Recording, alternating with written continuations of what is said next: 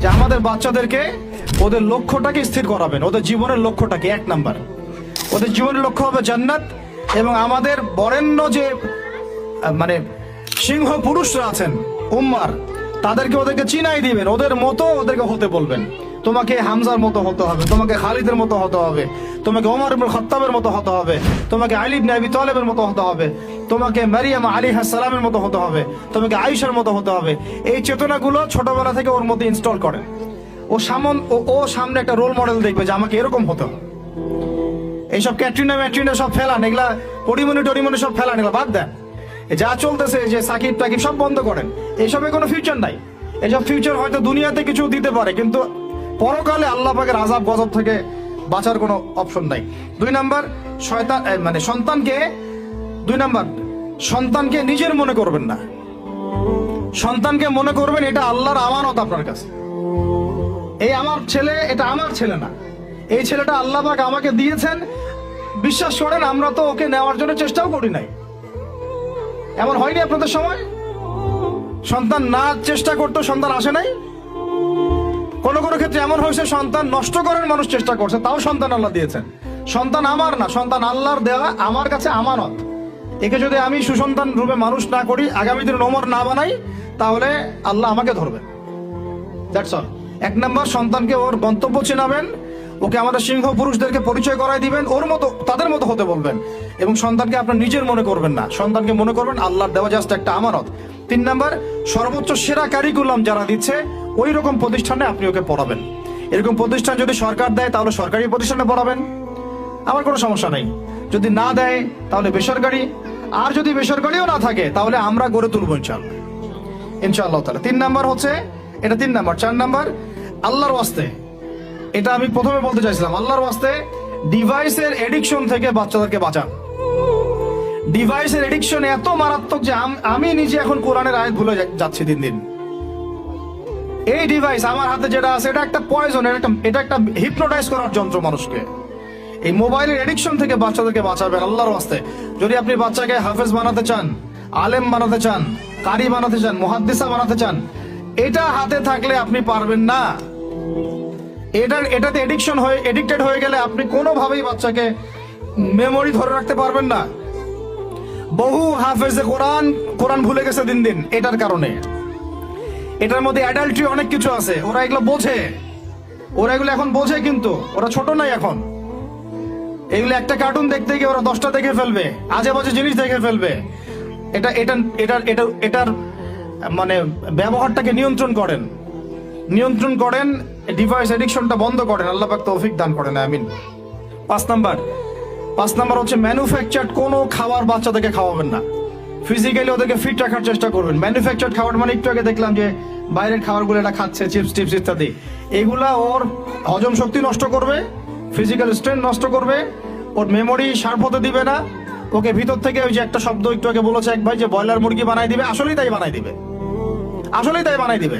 আমরা ঢাকা শহরে যখন থাকি, ছেলেপেলেদের 15 বছরের ছেলের ভুঁড়ি দেখলে আমাদের মনে হয় যে কি একটা অবস্থা। ফাস্টফুড, পিৎজা, বার্গার, কফি, এইগুলাই ওদের জীবন। তো এইরকম হইলে এই ছেলেপেলেগুলো না ফিজিক্যালি স্ট্রং থাকতে পারবে না মেন্টালি। আর মনে রাখবেন, কোরআনে আল্লাহর কিতাবের মধ্যে আল্লাহ পাক নেতৃত্ব দেওয়ার 2টা গুণাবলী বলেছেন। কয়টা বলেন? মাত্র 2টা। নেতৃত্ব দেওয়ার জন্য ওই রকম জায়গায় যেতে হলে 2টা গুণাবলী এনশিওর করতে হয়। একটা হচ্ছে ফিজিক্যাল স্ট্রেংথ, একটা হচ্ছে ইলমের স্ট্রেংথ। বাসতাতাম ফিল জিসমি ওয়াল ইলম আও বাসতাতাম ফিল ইলমি ওয়াল জিসম, মানে জ্ঞানে এবং দৈহিক শক্তিতে বলীয়ান হওয়া। ছোটবেলা থেকে খাবারে যদি আপনারা সচেতন না হন, এই বাচ্চারা বড় হয়ে দেখবে যে 15, 20, 30 বছরেই ভেঙে পড়ে গেছে। আমরা এটা চাই না। বিশুদ্ধ খাবার এবং ম্যানুফ্যাকচার্ড খাবার ত্যাগ করা, বাইরের খাবার বন্ধ, এবং যে রুট লেভেল থেকে ভালো খাবার এনে ওদেরকে খাওয়াবেন। পরিষ্কার পরিচ্ছন্নতাকে সর্বোচ্চ গুরুত্ব দিবেন, নিট অ্যান্ড ক্লিন থাকবে আর কি। আমার সাথে আমার পরিবারের যে মাঝে মাঝে যে একটু মিষ্টি ঝগড়া হয়, আমার একটা জিনিস নিয়ে ঝগড়া হয়, যে বাচ্চারা পরিষ্কার না কেন, ঝকঝকা না কেন, একদম সবসময় ঝকঝকা থাকবে। না হলে এই যে হাত দিয়ে ধরতেছে, পেটে হাত দিয়ে, মুখে হাত দিবে, পেটটা নষ্ট হয়ে যাবে। বাচ্চাদের হাইজেনিক পরিবেশ দিতে হবে, আল্লাহ পাক তৌফিক দান করেন। এটা হলো 5। 6 নাম্বার হচ্ছে নিয়মিত ওদেরকে খেলতে দিবেন। এটা আমি নিজে লিখেছি, কারণ ছোটবেলায় আমরা অনেক খেলাধুলা করেছি। আমি একটু বুঝাই জাস্ট 1 মিনিটে। যত বেশি খেলবে তত স্ট্রেট হবে, মানে ঘামবে। যত ঘামবে তত ক্লান্ত হবে, যত ক্লান্ত হবে ঘামবে তত কোলেস্টেরল কমে যাবে, ব্লাড সার্কুলেশনটা খুব ভালো হবে। তারপরে যত খেলবে ও টায়ার্ড হবে, তখন ও খাবে বেশি, মানে ভালো জিনিস খাবে বেশি, রুচি বাড়বে। যত ভালো খাবে ঘুম তত ক্লিয়ার হবে, ঘুম যত ক্লিয়ার হবে ওর ব্রেন তত শার্প হবে, ব্রেন যত শার্প হবে ও অল্প সময়ে যা পড়তে পারবে, যা মুখস্থ করতে পারবে, এটা 10 ঘন্টায় আপনি পারবেন না। বিশ্বাস করেন, আমি আমার স্টুডেন্ট লাইফে কোনোদিনও মনে হয় 2 থেকে 3 ঘন্টার বেশি পড়ি নাই, কোনোদিনও না, কোনো পরীক্ষার আগেও না, এসএসসি, এইচএসসি, ইন্টার, মাস্টার্স, কোনো পরীক্ষার আগেও না। আমার তো মনে আছে যে আমি ওই ইন্টারমিডিয়েট পরীক্ষার আগে আমরা ভিডিও গেম খেলতে গেছিলাম মোস্তফা, মনে আছে আপনাদের? মনে নাই অনেক। ওই যে কাচারি বাজারে, এই যে কাচারি বাজারে আগে এখানে একটা গেমিং জোন ছিল, আপনাদের অনেকে মনে আছে যারা আমার এজের আছেন, মনে নেই আপনাদের? হ্যাঁ ভাই, জানেন তো, বাক্সের মধ্যে থাকতো, হ্যান্ডেল থাকতো। কালকে পরীক্ষা বলছে, পরীক্ষা দূর, কিসের পরীক্ষা? আমার ইংরেজি আগে পড়া আছে, আমার পড়া লাগবে না, এত কনফিডেন্স, বিকজ 1 ঘন্টা পড়ছি, আমার হয়ে গেছে। তো এই হলো অবস্থা, মানে বাচ্চাকে খেলতে দিতে হবে, খেলতে দিলে ওর ব্রেন ডেভেলপমেন্টে অনেক কাজে দিবে, ক্ষুধা বাড়বে, ঘুম ভালো হবে, ইনশাআল্লাহ তাআলা ওরা পড়া দ্রুত মনে রাখতে পারবে ইনশাআল্লাহ তাআলা। 7 নাম্বার হচ্ছে ভাই, এটা আমাদের ভাই বোনদের জন্য, যে পারিবারিক বন্ধনটা ভালো রাখেন। যে পরিবারে হাজবেন্ড ওয়াইফের বন্ধন ভালো না, ওই পরিবারে ভালো সন্তান গড়ে উঠবে না। ওর অনেক কিন্তু দেখবেন যে মানে মেন্টালি অনেক ডিপ্রেসড হয়ে যাবে। পারিবারিক বন্ডিংটা খুব ইম্পর্টেন্ট। এই জন্য আমরা দোয়া করি আল্লাহ পাক যেন সবার মধ্যে পারিবারিক বন্ডিংটা ভালো রাখেন এবং পারিবারিক কলহ থেকে আল্লাহ পাক আপনাদেরকে হেফাজত করেন, আমিন। আর অ্যাটলিস্ট বাচ্চাদের সামনে এগুলো করবেন না। যদি ঝগড়া হয় বা কথা কাটাকাটি হয়, অ্যাটলিস্ট বাচ্চাদের সামনে করবেন না। এগুলো বাচ্চাদের শিশু মনে অনেক প্রভাব ফেলে। আপনার ওমর রাদিয়াল্লাহু আনহুর ঘটনা জানেন তো? উনি এত কঠোর কেন জানেন? আপনারা যে বলেন উনি কঠোর মানুষ ছিলেন, কেন জানেন? উনার বাবা তাকে ছোটবেলায় কঠিন শাসন করতেন, কঠিন শাসন। ঠিক আমি এরকম একটা পরিবেশে বড় হয়েছি। যারা খুব কঠিন শাসনে বড় হয় তারা হয় দুরকম হবে। এক, হয় তারা নষ্ট হয়ে যাবে, অথবা তারা উম্মাকে নেতৃত্ব দিবে। দুটার একটা, হয় তারা খুব মানে মেন্টালি খুব ডিপ্রেসড হয়ে যাবে, অথবা দেখা যাবে যে তারা কঠোরতার কারণে ওরা দেখবেন ইনশাআল্লাহ ইসলামকে নেতৃত্ব দিচ্ছে বা আল্লাহর বিধানের উপর কঠোর হয়ে গেছে। তো আপনারা পরিবারের মধ্যে একটা হৃদ্যতার বন্ধন রাখবেন, যাতে করে পারিবারিক বন্ধন ঠিক থাকে। বাচ্চাদের সামনে অ্যাটলিস্ট কোনো রকম কোলাহল বা ঝগড়াঝাটি বা গায়ে হাত তোলা বা যে সমস্যাগুলো আমাদের সমাজে হচ্ছে, এগুলো যেন কখনো না হয়। আল্লাহ পাক যেন আপনাদের পরিবারের বন্ধনটাকে সুন্দর রাখেন, আমিন। আর 8 নাম্বারটা হচ্ছে বাবাদেরকে বলছি আমি, যে বাবাদের উচিত হবে, মাদের দায়িত্ব না শুধু সন্তানদেরকে সময় দেয়া, বাবাদেরকে সন্তানদেরকে সময় দিতে হবে। Because brother, you are not a money making machine at all. আপনি মানি মেকিং কোনো মেশিন না। আপনার কাজ শুধু টাকা আর্ন করা না, তো আপনার আমার কাজ হচ্ছে বাচ্চাকে সময় দেয়া। কোরআন আপনি খোলেন, কোরআনের মধ্যে আপনি মা এবং ছেলের কোনো কনভারসেশন পাবেন না। আমার জ্ঞান ক্ষুদ্র, যদি থাকে আমাকে জানায়েন, যে কোনো জায়গায় যদি থাকে, কোনো জায়গায় যদি পান মা এবং ছেলের কনভারসেশন আমাকে জানায়েন। আমি কোথাও কোরআনে মা এবং ছেলের কোনো কনভারসেশন পাই নাই, মা এবং সন্তানের কোনো কনভারসেশন পাই নাই। আমি যদি ভুল হই বা আমার যদি জানা না থাকে, আপনি আমাকে জানাই দিন। আমি সব জায়গায় পাইছি বাবা ছেলে, বাবা ছেলে, বাবা ছেলে, বাবা এবং ছেলের কনভারসেশন। তার মানে কোরআন আমাদেরকে হেদায়েত দিচ্ছে যে বাবাদেরকে সময় দিতে হবে ছেলেদেরকে। ইউসুফ তার বাবার সাথে কথা বলছেন, ইউসুফের বাবা তার ছেলের সাথে কথা বলছেন, লুকমান আলাইহিস সালাম তার ছেলেকে নসিহত করছেন, ইব্রাহিম আলাইহিস সালাম তার ছেলেকে বলছেন আমি তোমাকে জবাই করার স্বপ্ন দেখেছি। মা ছেলের কনভারসেশন খুব পাওয়া যায় না। আমি জানি না, কোনো জায়গায় থাকতে পারে, থাকলে আমাকে জানায়েন, কিন্তু আমি পাইনি কখনো। তো বাবাদেরকে বলবো আপনি সন্তানকে সময় দেন, because you are not a money making machine at all. আপনি কোনো মানি মেকিং মেশিন নন। এটা হলো 8 দুটো বলে শেষ করতেছি। 9 নাম্বার হচ্ছে সন্তানকে চাপ দিবেন না, চাপ দিয়ে ওকে জোর করে কোনো কাঠামো দেওয়ার চেষ্টা করবেন না। বরং আপনি খুঁজে বের করেন আপনার সন্তানের মধ্যে ইউনিক প্রতিভা কি আছে। এই মেয়েটার মধ্যে হয়তো একটা প্রতিভা আছে যেটা আমার মেয়ের মধ্যে নাই, এর মধ্যে একটা প্রতিভা আছে ইউনিক যেটা ওর মধ্যে নাই, ওই ছেলেটার মধ্যে একটা প্রতিভা আছে যেটা আবার এই মেয়ের মধ্যে নাই। আপনি কখনো কারোর সাথে কারো তুলনা করবেন না। তুমি মারিয়ামের মতো ফার্স্ট হতে পারো নাই কেন, তুমি ওই সুমাইয়ার মতো সেকেন্ড কেন হলো না, তুমি ওই আব্দুল্লাহর মতো কেন ফার্স্ট হলো না, কখনো এরকম তুলনা করবেন না।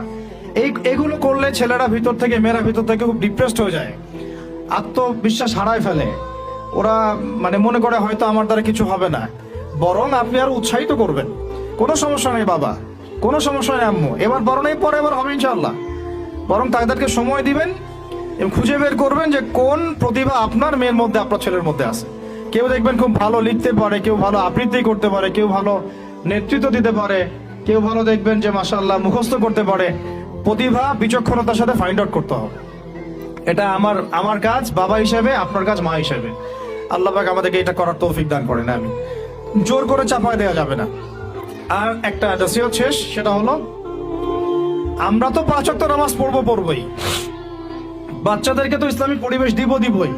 আমাদের তাহাজ্জুদের ওয়াক্তে 2 রাকাত নামাজ পড়াটাকে আপনার উপর ফরজ করে নেন। তাহাজ্জুদের ওয়াক্তে অন্তত 2 রাকাত নামাজ পড়াকে আপনার আমার উপর ফরজ করে নেন, যদিও এটা ফরজ না, ফরজ করে নেন। কারণ ওই সময় দোয়া যেগুলো করা হয় আল্লাহর কাছে একদম সরাসরি কবুল হয়। আপনাদেরকে আমি একজন মনীষীর কথা খালি বলবো, ইমাম বুখারী রাহিমাহুল্লাহ, নাম শুনেছেন আপনারা? তার কিতাব কিয়ামত পর্যন্ত ইনশাআল্লাহ পড়ানো হবে। ওইটা না পড়ে কেউ আলেম হয় না, তাই না বিষয়টা? তিনি যে একসময় অন্ধ ছিলেন আপনারা কি জানেন? তিনি যে একসময় চোখে দেখতে পারতেন না, আপনারা কয়জন জানেন? তার মা তাহাজ্জুদের ওয়াক্তে আল্লাহর কাছে কান্না করতে করতে করতে করতে, আল্লাহ আমার ছেলের চোখটা ভালো করে দাও, আল্লাহ আমার ছেলের দৃষ্টিশক্তি ফিরায় দাও, আল্লাহ আমার ছেলের দৃষ্টিশক্তি ফিরায় দাও। মায়ের এই দোয়া আল্লাহ পাকের আরশ পর্যন্ত পৌঁছে যায় অলৌকিক ভাবে, মিরাকুলাসলি। ইমাম বুখারী রাহিমাহুল্লাহ সকালবেলা উঠে চোখে দেখা শুরু করেছে। আজকে ইমাম বুখারী কি এবং তার কিতাবের মূল্য কি, তার মর্যাদা কোথায়, তার কিতাব না পড়লে আমাদের মধ্যে কোনো মানুষ আলেম হতে পারবে না, এটা আমরা এখন স্বতঃস্বীকৃত। কিভাবে হয়েছে ভাই বোনেরা? দোয়ার মাধ্যমে। প্রচুর দোয়া করতে হবে সন্তানদের জন্য। আমি যতবার বাইতুল্লাহ জিয়ারত করি, যতবারই জিয়ারত করেছি, তাওয়াফ করেছি, প্রত্যেক তাওয়াফে আমি সবসময় দোয়া করি আমার ছেলে মেয়েদের জন্য। আল্লাহ আমার ছেলে ওসমানকে ওসমান রাদিয়াল্লাহু আনহুর মতো বানাও। শর্টকাট দোয়া আর কি। আমার ছেলে মেয়ে মারিয়ামকে মারিয়াম আলাইহিস সালামের মতো বানায় দাও। আল্লাহ আমার মেয়ে আয়েশাকে আয়েশা রাদিয়াল্লাহু আনহার মতো বানায় দাও। আল্লাহ আমার ছেলে ওমরকে ওমর ইবনে খাত্তাবের মতো বানায় দাও। আপনারা এবার দোয়া করতে থাকবেন। দোয়া কবুলের সময়গুলো খুঁজে খুঁজে বের করে দোয়া করতে থাকতে হবে ইনশাআল্লাহ। বাবা মার দোয়া আল্লাহ পাক ফেলবেন না ইনশাআল্লাহ। আল্লাহ পাক আমাদেরকে এই বিষয়গুলো আমল করার তৌফিক দান করেন। আর সব সময় ছেলে মেয়েদেরকে আত্মবিশ্বাস দিবেন। যত তাদেরকে কনফিডেন্স দিবেন ওরা আরো ভালো করবে। যত ধমক দিবেন এই তুই পারিস না, তোর দ্বারা হয় না, তুই কি করস, ইত্যাদি ইত্যাদি, তত দেখবেন ও আর পারতেছে না। আমি বেসিক্যালি ছোট থেকে যে বড় হয়েছি এই জিনিসটার অনেক ঘাটতিতে বড় হয়েছে। কনফিডেন্স না দেয়া। তবে সবাই সবকিছু হয় না, কিছু ব্যতিক্রম বিষয় থাকে। কিন্তু আমি যেটা রিয়েলাইজ করেছি, একটা মানুষকে যখনই কনফিডেন্স দেওয়া হয় সে অনেক ভালো করে। যখন আপনি তাকে আন্ডারস্টিমেট করবেন সে ভালো করতে পারবে না। তাই আল্লাহর ওয়াস্তে আমাদের বাচ্চাদের উপরে চাপ না দিয়ে আত্মবিশ্বাস দিবেন, ভালোবাসবেন, মহব্বত করবেন, ওকে উৎসাহ দিবেন, দেখবেন ইনশাআল্লাহ ও আরো ভালো করতেছে ইনশাআল্লাহ। মাশাআল্লাহ তুমি তো সুন্দর লিখছো, আরেকটু ভালো করো, ভালো হয়েছে তো মাশাআল্লাহ, আরেকটু করো, সুন্দর আর্ট করছো, আরেকটু ভালো করো, মাশাআল্লাহ একবারও তো মুখস্থ করে ফেলছো, আরেকবারও পারবা ইনশাআল্লাহ। ওকে এইভাবে বুস্ট আপ করতে থাকেন ইনশাআল্লাহ তাআলা। দেখবেন এভাবে যদি একটা পরিকল্পনা মাফিক আমরা আগাই, জাস্ট 20টা বছর সবর করি যদি আমরা, আল্লাহ পাক যেন আমাদেরকে তৌফিক দান করেন, টানা 20 বছর যদি আমরা নেক হায়াতের সাথে এভাবে রাত দিন 24 ঘন্টা নিরলস দিনের কাজ করতে পারি, অ্যাটলিস্ট এডুকেশন সেক্টরে, আমাদের তো পলিটিক্যাল সেকশন নাই, ইকোনমিক সেকশন আমাদের হাতে নাই, অ্যাটলিস্ট শিক্ষা সেক্টরে যদি আমরা এভাবে কাজ করতে পারি, আগামী 20 বছরে বাংলাদেশের শিক্ষা ক্ষেত্রে হুলিয়া পরিবর্তন করে ফেলা সম্ভব ইনশাআল্লাহ। কারণ সবকিছু নতুন করে করা লাগবে না, আমরা শুধু সমন্বয় করব, পরিবেশ গড়ব এবং আমাদের জানমাল, সময়, শ্রম, জমি জমা এগুলো ওয়াকফ করবো ইনশাআল্লাহ আল্লাহর জন্য। এবং এগুলো করলে লাভ কি হবে, ওই বিখ্যাত হাদিসটা দিয়ে শেষ করতেছি, যে নবী সাল্লাল্লাহু আলাইহি ওয়াসাল্লাম বলেছেন, ইযা মাতাল ইনসান, যখন মানুষ ইন্তেকাল করবে বা করে, ইনকাতা আনহু আমালু, তার আমল নামাটা কেটে দেওয়া হয়, বন্ধ হয়ে যায়, ইল্লা সালাস, 3টা রাস্তা খালি জারি থাকে। 1 নম্বরই হচ্ছে সাদাকায়ে জারিয়া, মানে এমন সাদাকা, এমন কন্ট্রিবিউশন যেটা আমার ইন্তেকাল, আপনার ইন্তেকালের পরেও একেবারে চলতে থাকবে, লং টাইম সাস্টেইন করতে থাকবে, এটা একটা। 2 নম্বর ওয়ালাদুন সালেহ, আমার নেককার সন্তান, বা আপনার নেককার সন্তান, যে আপনার আমার জন্য কালকে আমাদের মানে পরকালে বারজাখের জীবনে আমরা যখন থাকবো তখন তারা দোয়া করতে থাকবে। আমি বলছি আমার ওমরই শুধু আমার ছেলে না, আপনাদের সবার সন্তান আমার সন্তান, আপনাদের সবার মেয়ে আমার মেয়ে। আমি এভাবে কখনো চিন্তা করি না যে এই যে প্রতিষ্ঠানগুলো আমরা করতেছি বা যে প্রজেক্টগুলো আমরা নিচ্ছি হাতে, এগুলো শুধু আমার ছেলের জন্য, আমার মেয়ের জন্য, কোশ্চিন কালেও না। এ দেশের প্রত্যেকটা শিশু আমার শিশু, আমার ছেলে আমার মেয়ে।